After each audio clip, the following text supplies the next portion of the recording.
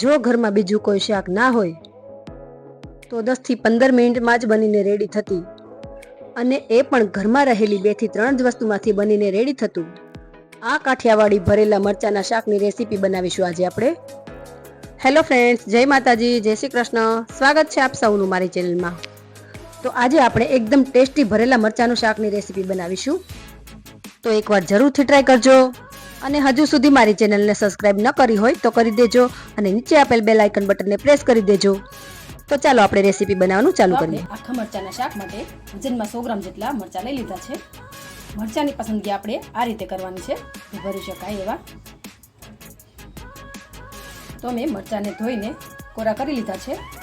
હવે આપણે મરચાંને આ રીતે વચ્ચેથી કટ લગાવી દઈશું. આ રીતે આ મરચાં સ્વાદમાં તીખા વધારે નથી હોતા, મોળા જ હોય છે, એટલે આપણે તેમાંથી બી ને નસો કાઢવાની નથી. આ રીતે આપણે બધા મરચાં રેડી કરી લઈશું. તો મેં બધા મરચાંને આ રીતે કટ લગાવીને રેડી કરી લીધા છે. હવે આપણે મરચાં ભરવા માટેનો મસાલો રેડી કરી લઈએ. તો મસાલો બનાવવા માટે મેં પહેલાં 4 નંગ મોટી લસણની કળી લઈ લીધી છે અને તેમાં 1 મોટી ચમચી જેટલું લાલ મરચું પાવડર એડ કરીશું અને સારી રીતે ખાંડીને એની ચટણી તૈયાર કરી લઈશું. તો આપણી ચટણી ખંડાઈને રેડી થઈ ગઈ છે. હવે આપણે તેને સાઈડ પર રાખી દઈશું અને એક બાઉલ લઈ અને તેમાં અડધી વાટકી જેટલો ચણાનો લોટ એડ કરીશું.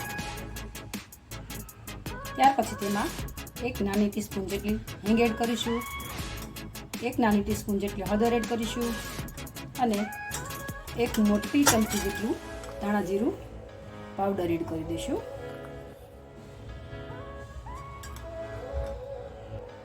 અને સ્વાદ પ્રમાણે મીઠું એડ કરી દઈશું. ત્યાર પછી મોટી 2 ચમચી જેટલા લીલા ધાણા એડ કરી દઈશું અને હવે આપણે તૈયાર કરેલી લસણની ચટણી એડ કરી દઈશું. હવે આપણે આ મસાલામાં થોડું પાણી એડ કરતા જઈશું અને ઘાટી એવી પેસ્ટ તૈયાર કરી લઈશું. પાણી આપણે પહેલાં થોડું એડ કરવાનું છે.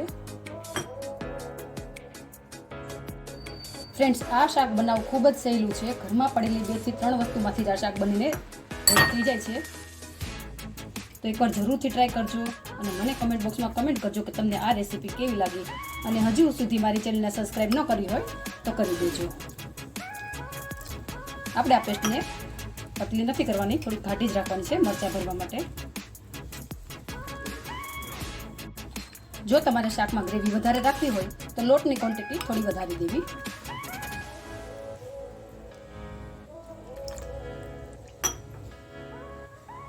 આપણે મસાલાની થિકનેસ આ રીતે રાખવાની છે. તો આપણો મસાલો બનીને રેડી થઈ ગયો છે. હવે આપણે મરચાંને ભરી લઈશું. તો હવે આપણે મરચાંને આ રીતે પકડીને ચમચીની મદદથી આ રીતે ભરી લઈશું.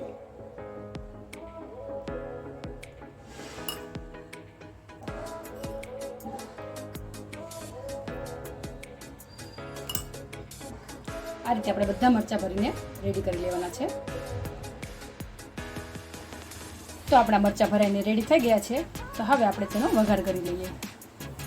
તો શાક વઘારવા માટે મેં એક વાસણ લઈ લીધું છે. તેમાં મોટા 2 ચમચા જેટલું તેલ એડ કરી દીધું છે. તેલ આપણું ગરમ થઈ ગયું છે તો તેમાં આ રીતે મરચાંને એડ કરી દઈશું.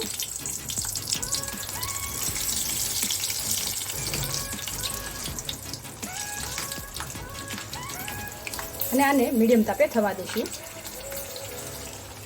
હવે મરચાં એક સાઈડથી થોડા કૂક થાય એટલે બીજી સાઈડ આ રીતે ફેરવી લઈશું.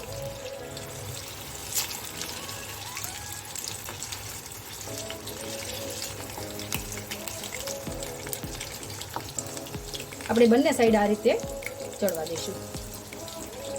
તો આપણા મરચાં ચડીને રેડી થાય ત્યાં સુધીમાં તેના ગ્રેવી માટેની આપણે તૈયારી કરી લઈએ. આપણે બનાવેલો આ જ મસાલામાં 1 વાટકી જેટલી મીડિયમ ખાટી એવી છાશ એડ કરી દઈશું. આપણે ગ્રેવી માટે કોઈ બીજા મસાલા બનાવવાની કોઈ જરૂર નથી. આ જ મસાલાથી આપણી ગ્રેવી બનીને તૈયાર થઈ જશે. સારી રીતે મિક્સ કરીને રેડી કરી લઈશું. આપણે કોઈ અલગથી મસાલા બનાવવાની જરૂર પણ નથી અને એક જ મસાલાથી આપણું શાક બનીને રેડી થઈ જાય છે. આ રીતની આપણે ગ્રેવી કરી લેવાની છે. તમને વધારે ખાટું પસંદ હોય તો છાશ વધારે થોડી એડ કરી શકો છો. તમે છાશની જગ્યાએ દહીં પણ એડ કરી શકો છો. તો ફ્રેન્ડ્સ, તમે જોઈ શકો છો આપણા મરચાં સરસ એવા ચડીને રેડી થઈ ગયા છે. મરચાંને આપણે આ રીતના ચોળવવાના છે. હવે આપણે તેમાં ગ્રેવી માટેનો મસાલો એડ કરી દઈએ.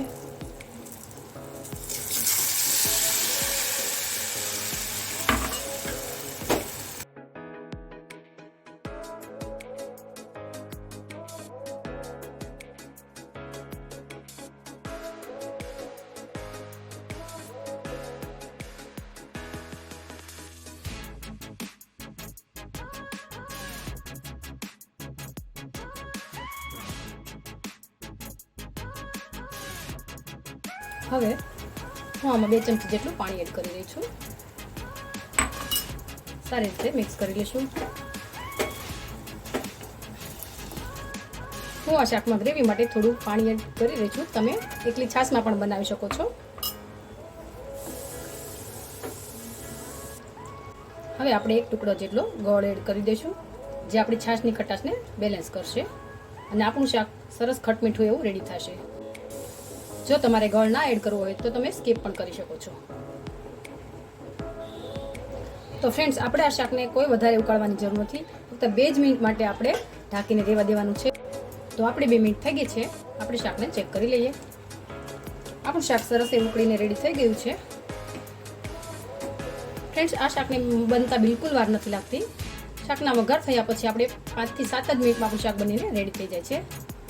હવે આપણે ગેસની ફ્લેમ બંધ કરી દઈશું અને થોડા લીલા ધાણા એડ કરીને શાકને સર્વિંગ બાઉલમાં લઈ લઈશું.